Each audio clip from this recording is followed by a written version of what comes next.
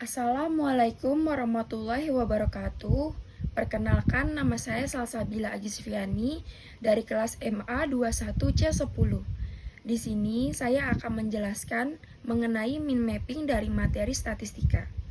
Statistika adalah sebuah cabang ilmu matematika yang berkaitan dengan pengumpulan, pengolahan, analisis, interpretasi, dan presentasi data.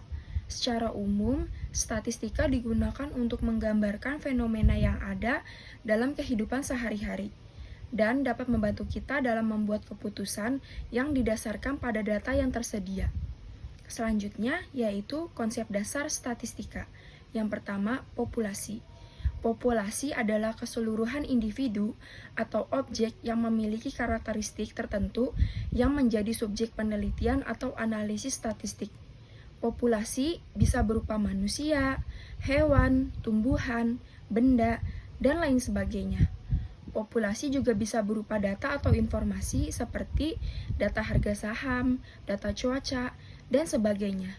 Populasi biasanya sulit untuk diambil data secara keseluruhan, sehingga dalam kebanyakan kasus hanya bagian dari populasi yang diambil sebagai sampel.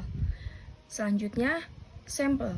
Sampel adalah bagian atau subset dari populasi yang diambil sebagai representasi dari populasi itu sendiri. Sampel dapat diambil secara acak atau dengan cara tertentu yang memungkinkan sampel dapat mewakili populasi dengan baik. Selanjutnya, variabel merupakan karakteristik atau sifat yang akan diukur atau diamati dari setiap anggota populasi atau sampel. Variabel dapat bersifat kuantitatif atau numerik dan kualitatif atau non-numerik. Selanjutnya, data. Data merupakan hasil pengukuran atau pengamatan variabel pada setiap anggota populasi atau sampel. Data dapat berupa data kuantitatif atau kualitatif. Selanjutnya yaitu jenis statistika. Jenis statistika yang akan saya bahas ada dua, yaitu statistika deskriptif dan statistika inferensial. Statistik deskriptif mengacu pada disiplin yang secara kuantitatif menggambarkan karakteristik penting dari kumpulan data. Untuk tujuan menggambarkan sifat, statistika deskriptif menggunakan ukuran tendensi sentral, yaitu min, median, modus, serta ukuran dispersi seperti jangkauan, standar deviasi, deviasi kuartil, dan varians. Dalam statistik deskriptif, tidak ada ketidakpastian. Statistik secara tepat menggambarkan data yang dikumpulkan. Jika mengumpulkan data dari seluruh populasi, kita dapat langsung membandingkan statistik deskriptif ini dengan statistik dari populasi lain. Data yang diperoleh dari metode statistik deskriptif diringkas oleh peneliti dengan bantuan alat numerik dan grafis, seperti bagan, tabel, dan grafik. Gunanya untuk mewakili data dengan cara yang akurat. Selain itu, teks juga disajikan untuk mendukung diagram dan menjelaskan apa yang diwakili oleh diagram tersebut. Selanjutnya yaitu bagaimana cara menghitung ukuran pemusatan data dalam statistika deskriptif. Terdapat 3 ukuran pemusatan data yang sering digunakan dalam statistika deskriptif, yaitu mean atau rata-rata, median, dan modus. Berikut ini adalah cara menghitung masing-masing ukuran pemusatan data. Yang pertama, mean atau rata-rata. Mean atau rata-rata adalah nilai tengah dari sekelompok data. Rata-rata dihitung dengan menjumlahkan semua nilai dalam sampel dan membagi dengan jumlah nilai dalam sampel. Selanjutnya, yaitu median. Median adalah nilai tengah dari sekelompok data yang diurutkan secara terurut menaik atau menurun.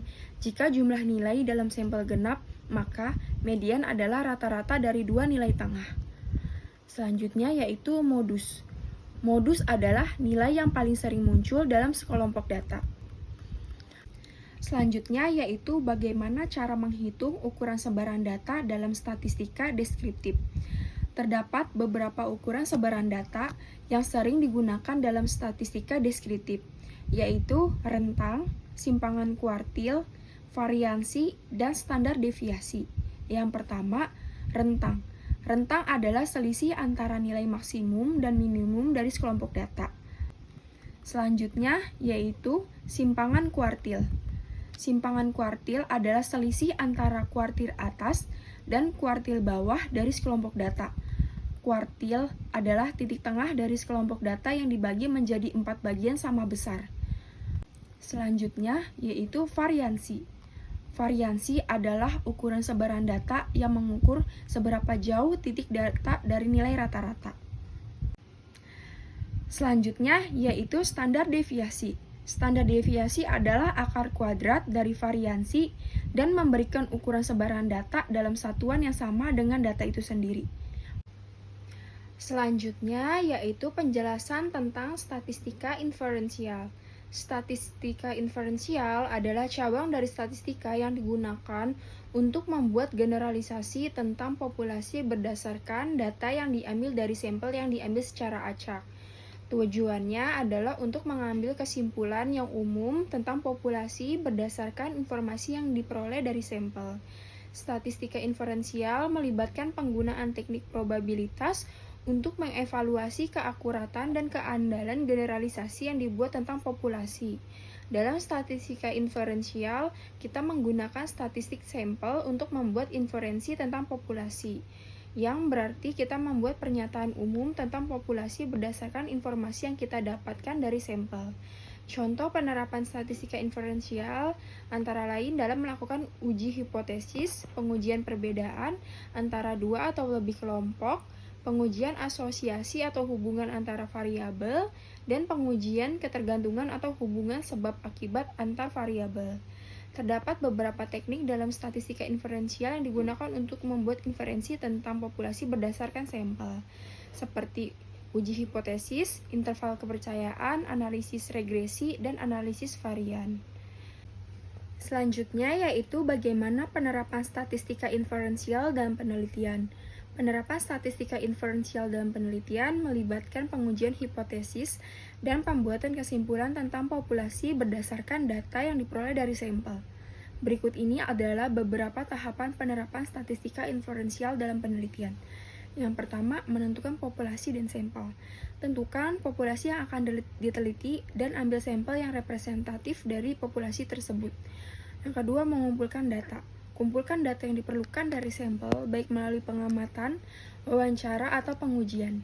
Yang ketiga, menentukan variabel. Tentukan variabel apa yang akan diukur dalam penelitian, baik itu variabel independen atau variabel dependen. Yang keempat, menghitung statistik deskriptif.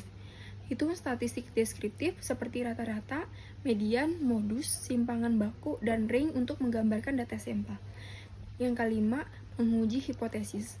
Gunakan teknik statistika inferensial seperti uji T, uji ANOVA, atau uji chi-square untuk menguji hipotesis yang telah ditetapkan sebelumnya. Membuat kesimpulan yang terakhir. Berdasarkan hasil pengujian hipotesis, buat kesimpulan tentang apakah hipotesis dapat diterima atau ditolak. Jangan lupa untuk mempertimbangkan tingkat signifikasi yang ditetapkan sebelumnya. Selanjutnya, melaporkan hasil. Laporkan hasil penelitian dengan jelas dan ringkas, termasuk statistik deskriptif, hasil pengujian hipotesis, dan kesimpulan. Statistik inferensial dapat digunakan dalam berbagai macam penelitian, seperti penelitian kualitatif maupun kuantitatif. Penting untuk memilih teknik statistik yang tepat untuk jenis data dan jenis hipotesis yang ingin diuji. Selain itu, perlu juga memperhatikan asumsi dan batasan dari teknik statistik yang digunakan.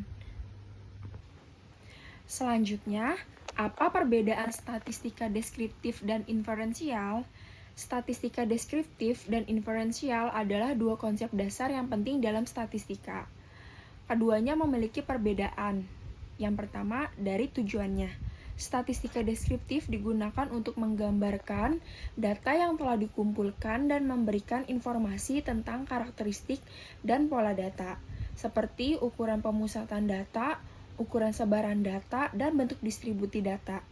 Sementara itu, statistika inferensial digunakan untuk membuat kesimpulan atau inferensi tentang populasi berdasarkan sampel yang diambil. Yang kedua yaitu perbedaan antara populasi dan sampel. Statistika deskriptif digunakan untuk menganalisis data yang terkait dengan keseluruhan populasi, sedangkan statistika inferensial digunakan untuk membuat kesimpulan tentang populasi berdasarkan sampel yang diambil dari populasi. Yang ketiga, yaitu perbedaan dari ukuran statistik. Statistika deskriptif menggunakan ukuran statistik seperti mean, median, modus, standar deviasi, dan kuartil untuk menggambarkan data. Sementara itu, statistika inferensial menggunakan teknik-teknik seperti uji hipotesis, interval kepercayaan, dan analisis regresi untuk membuat inferensi tentang populasi. Yang keempat, yaitu kesimpulan dari perbedaan statistika deskriptif tidak membuat kesimpulan tentang populasi secara langsung, tetapi memberikan informasi tentang karakteristik dan pola data yang telah dikumpulkan. Sedangkan statistika inferensial dapat membuat kesimpulan tentang populasi berdasarkan sampel yang diambil. Contohnya, statistika deskriptif digunakan untuk menggambarkan data dalam sebuah survei, seperti tinggi, rata-rata responden, atau tingkat pendapatan responden. Sementara itu, statistika inferensial digunakan untuk membuat kesimpulan tentang populasi, seperti apakah terdapat perbedaan signifikan antara dua kelompok dalam populasi. Dengan memahami perbedaan antara statistika deskriptif dan inferensial, kita dapat memilih teknik statistik yang tepat untuk menganalisis data dan membuat kesimpulan yang akurat. Selanjutnya, saya akan menjelaskan mengenai tentang pengertian data. Data adalah kumpulan fakta, angka, atau informasi yang terkait dengan suatu subjek atau topik tertentu. Data dapat berupa pengamatan, pengukuran, atau catatan dari kejadian atau fenomena yang terjadi di dunia nyata. Selanjutnya yaitu jenis-jenis data. Data yang pertama yaitu data kualitatif. Adalah jenis data yang terdiri dari deskripsi atau karakteristik yang tidak dapat diukur dengan angka. Contohnya yaitu pendapat, preferensi, warna, atau kualitas produk. Yang kedua, data kuantitatif, yaitu jenis data yang dapat diukur dengan angka atau ukuran numerik. Contohnya, data tinggi badan, berat badan, harga produk, atau jumlah penjualan.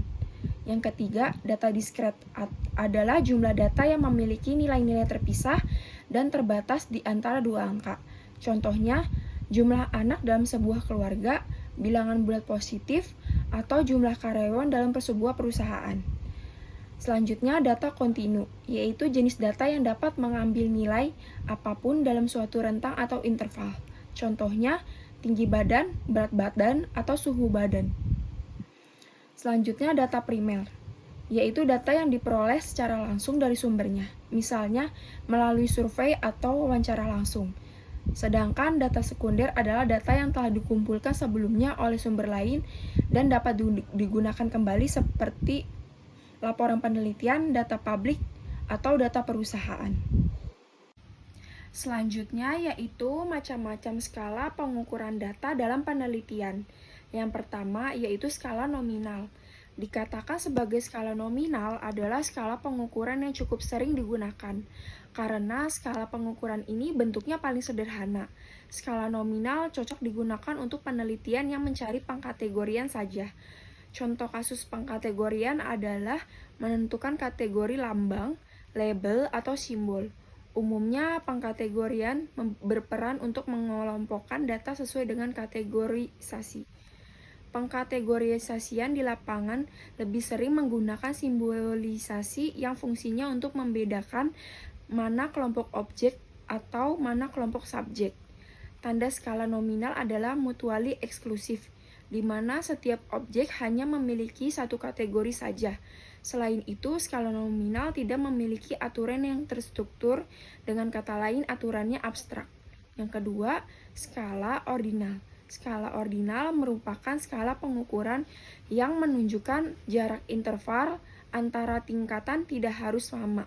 Skala ordinal setingkat lebih tinggi dibandingkan dengan skala nominal. Skala ordinal pengkategorisasian disusun berdasarkan urutan terendah ke tingkat yang lebih tinggi. Skala ordinal dari segi pengkategorisasiannya saling memisah. Dari segi kategorisasi, data dibuat berdasarkan karakteristik khusus, sedangkan untuk kategorisasi, data disusun berdasarkan pada karakteristik. Yang ketiga, skala interval. Skala interval merupakan skala pengukuran yang sering digunakan untuk menyatakan peringkat untuk antara tingkatan. Pada skala interval tidak memiliki nilai nol. Nilai nol yang dimaksud hanya menggambarkan satu titik dalam skala saja.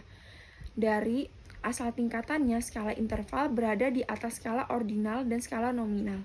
Skala interval memiliki nilai bobot yang sama dari satu data dengan yang lain. Skala interval bersifat saling memisah.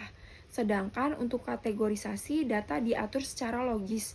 Untuk kategorisasi data memiliki karakteristik khusus saat menentukan skala. Yang keempat, skala rasio. Skala rasio merupakan skala pengukuran data dalam penelitian yang lebih sering digunakan untuk membedakan, mengurutkan, dan membandingkan data. Skala rasio adalah skala paling tinggi dibandingkan 3 jenis skala yang sudah disebutkan sebelumnya. Sekian dari saya, kurang lebihnya mohon maaf. Wassalamualaikum warahmatullahi wabarakatuh. Audio Jungle.